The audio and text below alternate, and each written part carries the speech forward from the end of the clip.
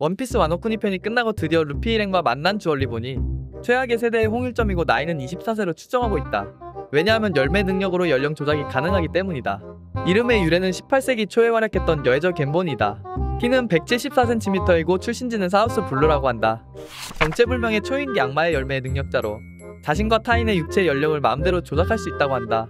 정신 연령은 어떻게 되는지는 불명으로 애니판에서는 능력으로 어려진 해병이 울음을 터뜨리는 묘사가 나왔다고 한다. 주얼리 보니의 이명은 대식가이다.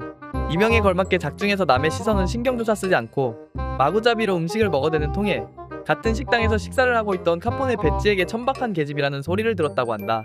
어릴 적 모습에서도 개걸스럽게 먹는 모습이 나왔으며 루피처럼 먹는 것에 진심인 듯하다. 우연히 길을 지나가다가 조로가 천룡인 차를로스 성을 배려는 것을 보고 중간에 끼어들어서 막았다고 한다. 차를로스가 사라지자 왜 방해했냐는 조로의 말에 기막혀하며 이 섬에 대장을 부를 셈이냐 라고 꾸짖었던 적이 있다.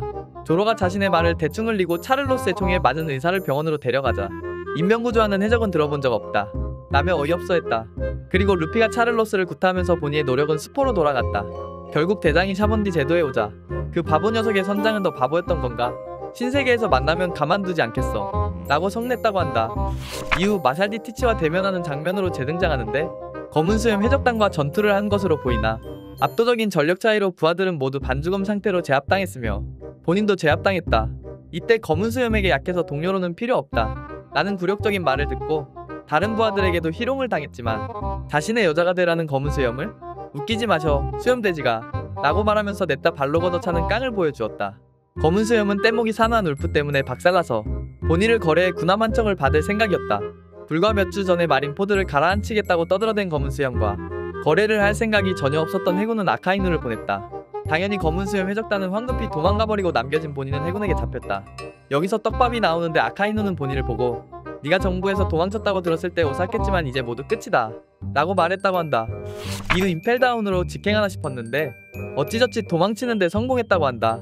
주얼리 보니 자신만 탈출에 성공했는지 홀로 다니고 있다. 물론 자신의 해적단은 검은 수염 해적단에게 패배하면서 완전히 와해되었기 때문에 어쩔 수 없었다고 한다. 바솔로미 쿠마와 이상한 관계였다고 한다. 소르베 왕국의 왕태우 코니로 변장한 채 성지 마리조아에 잠입했다고 한다. 이때 천룡인 로즈워드 성이 칠무이자 전 소르베 왕국의 국왕인 바솔로미 쿠마를 타고 있는 광경을 목격하게 되고 몰래 천룡인들의 거주지인 신역에 침입한 후 쿠마의 비참한 모습에 눈물을 흘린 뒤 반드시 목적을 달성하겠다고 다짐했다고 한다.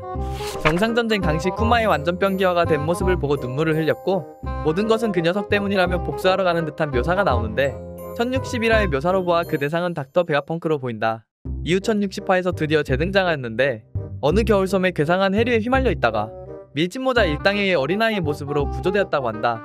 직후 베가펑크의 기계 상어에게 습격당하지만 어찌저찌 징배의 덕으로 탈출해 우연히 베가펑크의 섬인 에그헤드에 상륙한다.